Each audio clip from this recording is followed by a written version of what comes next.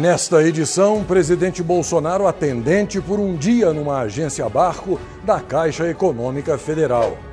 Cuidado com o que você vai ver e ouvir daqui para frente. Começou o hilário eleitoral. A Bolívia está em chamas e pede ajuda internacional.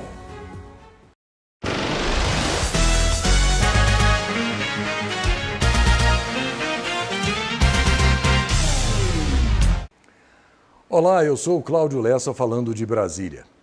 Estão fora de risco os 3 tripulantes envolvidos num acidente com o helicóptero modelo Esquilo da Força Nacional de Segurança Pública, ocorrido ontem na região do Pantanal Mato-Grossense, quando atuavam no combate aos incêndios.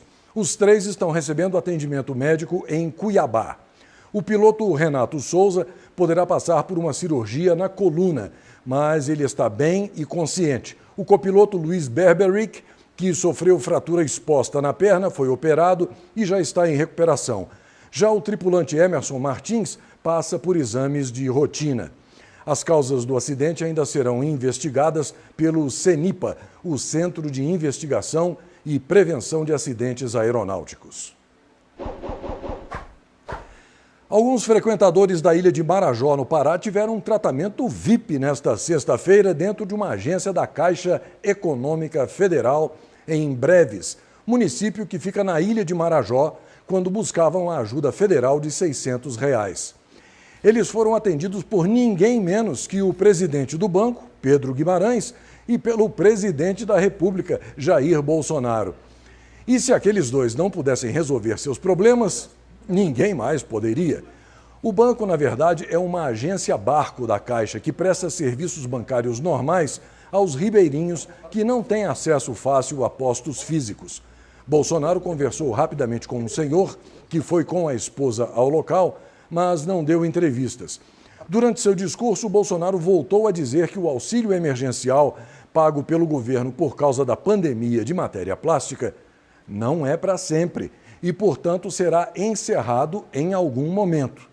Bolsonaro também participou do lançamento do Abrace o Marajó, programa com mais de 100 iniciativas em várias áreas, como acesso à internet banda larga e energia elétrica por meio de placas solares, e que pretende investir já na primeira fase R$ 1 bilhão, podendo chegar a 4 bilhões até 2023.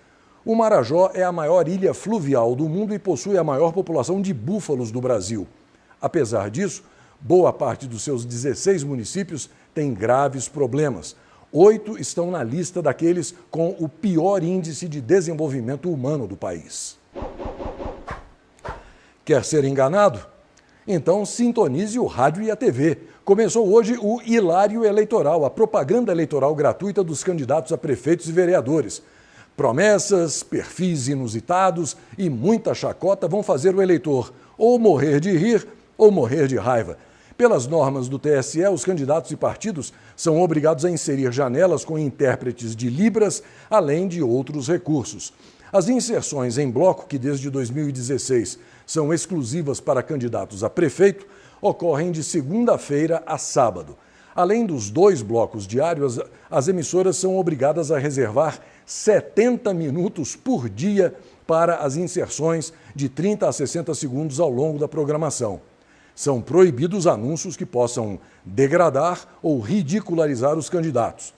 A orgia do embuste eleitoral, esse festival de mentiras pago com o seu dinheiro, segue até 12 de novembro, 3 dias antes das votações em primeiro turno. Já o eleitor do Distrito Federal, onde não há eleições municipais, está livre desse circo de horrores. 2 observações. Se é proibida a divulgação de fake news, como é que esse hilário eleitoral é permitido? Outra coisa, vereador que busca a reeleição não precisa fazer campanha, é só mostrar o que fez. O prefeito também. Fica a dica. Reportagem da revista Cruzoé mostra que as campanhas eleitorais estão despejando dinheiro do fundo eleitoral em escritórios de advocacia e de contabilidade. Apenas na primeira semana de campanha, e só em São Paulo, políticos e partidos já destinaram dinheiro para 332 bancas de advogados, com despesas que somam R$ 1.700.000. Foram realizadas ainda 451 contratações de escritórios de contabilidade, ao custo total de R$ 1.300.000.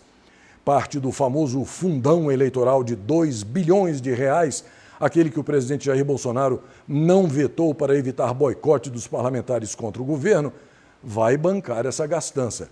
A farra foi liberada em 2019 com mudanças na lei eleitoral. Deputados da Assembleia Legislativa do Rio de Janeiro querem que o governador afastado Wilson Witzel arrume as malas, sem dinheiro dentro delas, claro, né?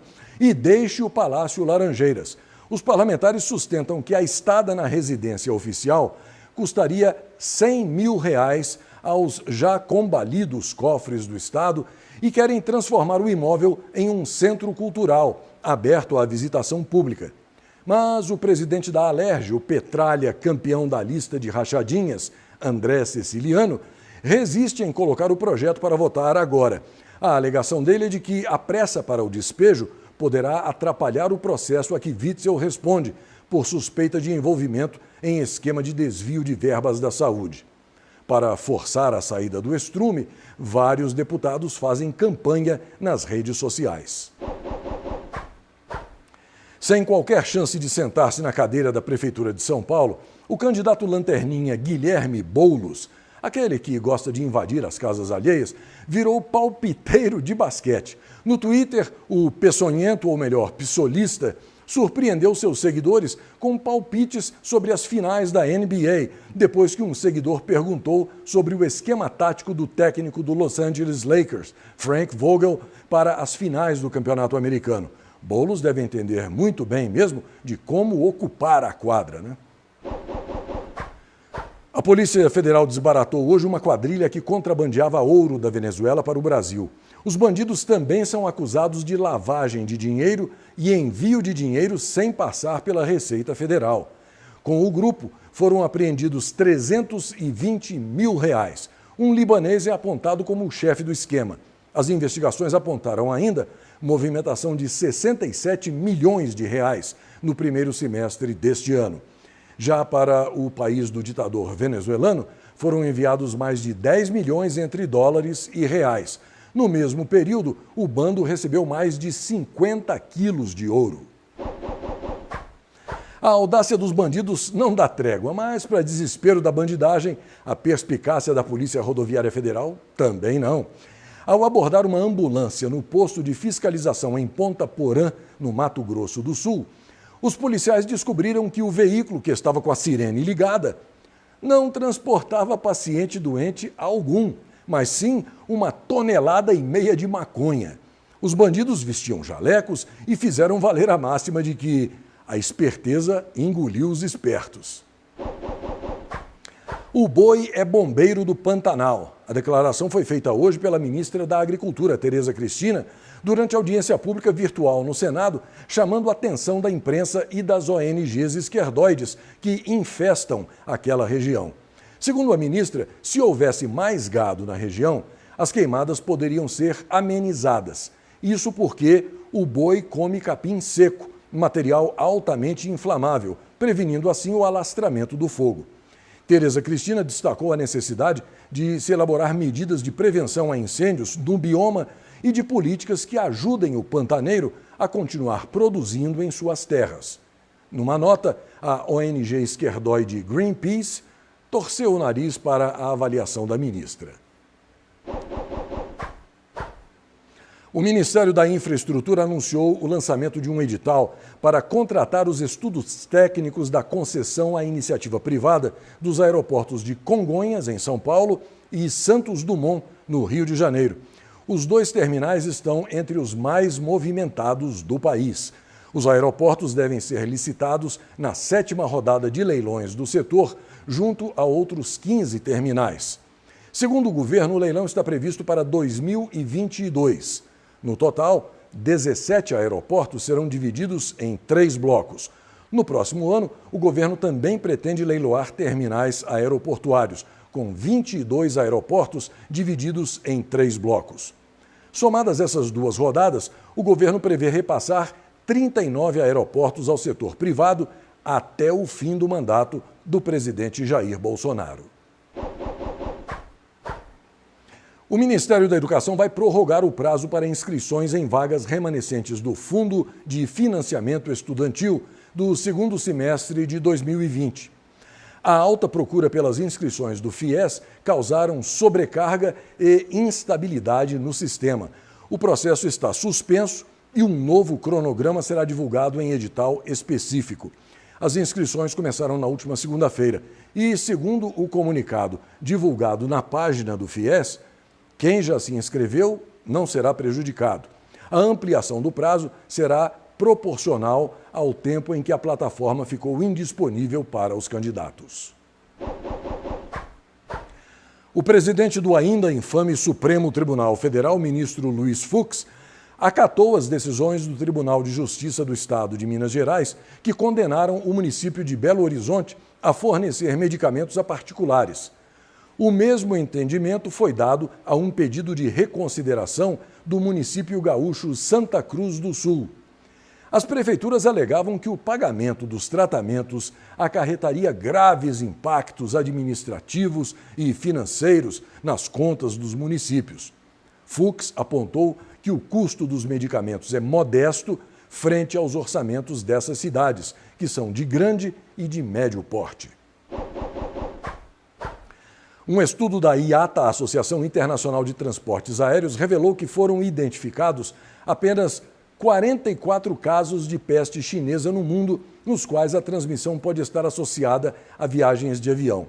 O estudo da associação, que reúne as principais companhias aéreas, afirma que o risco de um passageiro contrair o vírus chinês a bordo de um avião parece muito baixo, com apenas 44 casos identificados de transmissão potencialmente relacionada com o voo, dentro de um universo de 1.200.000 viajantes. Segundo a IATA, os dados recolhidos demonstram um número de contaminações equivalente a um caso em cada 27 milhões de viajantes. Um bilionário chinês quer vender vacina para a peste chinesa em spray. O nome dele é Zhong Shanshan. Ele foi fazendeiro, pedreiro, carpinteiro, mas encontrou a sorte nas fontes de Xangai. A água engarrafada fez com que ele se tornasse o mais rico da China e também o acionista majoritário de uma empresa farmacêutica que desenvolveu um spray nasal como vacina contra a peste chinesa. Shanshan pretende vender bilhões desse produto que ainda não se sabe se existe realmente. O Ministério da Saúde informou que a população brasileira vai ter que apresentar o CPF para ter acesso a uma dose da vacina contra a peste chinesa quando ela estiver disponível. Segundo Jackson Venâncio de Barros, diretor do Departamento de Informática do Sistema Único de Saúde, todos os sistemas de notificação estarão conectados. Assim, a medida dará maior controle sobre a distribuição das vacinas, evitando que uma pessoa tome doses de imunizantes diferentes. Além disso, a pasta quer rastrear possíveis reações adversas. Recuperado da peste chinesa, o servidor público que preside a Câmara dos Deputados, Rodrigo Botafogo Maia, disse que vai usar máscara até que chegue a vacina. A declaração foi feita durante a primeira aparição dele em público, depois que ficou de molho, mas sem deixar de tomar, para variar, decisões nada republicanas. A decisão de usar máscara, mesmo já estando imunizado, foi interpretada como uma alfinetada no presidente Bolsonaro, que também foi contaminado pelo vírus chinês, mas que vira e mexe aparece sem a proteção facial. E para mostrar que fez mesmo as pazes com o ministro da Economia, Paulo Guedes, o presidente da Câmara, Rodrigo Botafogo Maia, fez questão de elogiar o colega na retomada dos trabalhos no parlamento após a licença médica para o tratamento da peste chinesa.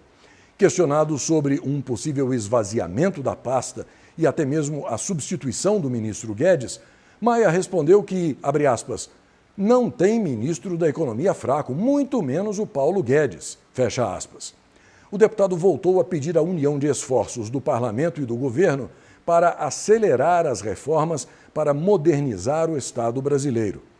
Depois de vários embates, Maia e Guedes se reconciliaram durante um jantar promovido pelo ministro do Tribunal de Contas da União, Bruno Dantas, no início da semana, e chegaram a pedir desculpas um ao outro. Segundo alguns participantes, o encontro teve até lágrimas. O governo da Bolívia decretou o estado de catástrofe devido aos incêndios alimentados por uma forte seca em 5 regiões do país, o que permite às autoridades pedirem ajuda internacional. A presidente interina da Bolívia, Jeanine Áñez, anunciou ter declarado o estado de catástrofe nacional durante uma visita à região de Santa Cruz. O ministro da Defesa boliviano, Luiz Fernando Camacho, indicou que as áreas mais atingidas são Santa Cruz, Beni, no nordeste, Pando, ao norte, Chuquisaca, no sudeste e Tarija, no sul. A situação da capital boliviana, La Paz, ainda se encontra sob avaliação. A Austrália dá exemplo para o mundo e vai plantar 1 bilhão de árvores até 2050 para proteger o clima e combater o aquecimento global. Com isso, o país segue o Acordo de Paris, assinado pelas grandes potências mundiais em 2015. Mesmo tendo como fonte de energia principal o carvão, os australianos decidiram focar os esforços em plantar árvores e introduzir mudanças positivas, significativas ao meio ambiente. O primeiro-ministro Scott Morrison disse que a iniciativa faz parte do novo Plano Nacional de Indústrias Florestais e vai remover 18 milhões de toneladas de gases de efeito estufa todos os anos até 2030. Hoje, atendendo a vários pedidos, eu adicionei os bancos Itaú e Santander para que você tenha ainda mais facilidade na hora de ajudar o CL News. Confira!